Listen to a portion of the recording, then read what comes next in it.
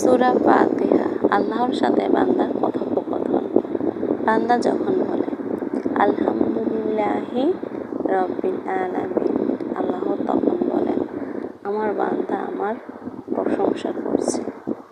বান্দা যখন বলে আর রহমানির রহিম, আল্লাহ তখন বলেন আমার বান্দা আমার গুণগান করল।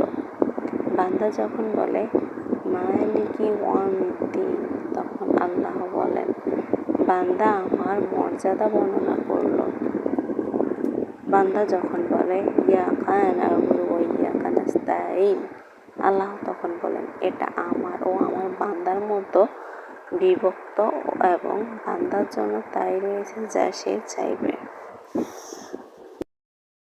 অতঃপর বান্দা যখন বলে ইহদিনাস সিরাতাল মুস্তাকিম, সিরাতাল্লাযীনা আন'আমতা আলাইহিম গায়রিল মাগদুবি আলাইহিম ওয়ালাদ-দাল্লিন আমিন, আল্লাহ তখন বলেন এসব তো আমার বান্দার জন্য এবং আমার বান্দা যা চাইবে তার জন্য তাই রয়েছে।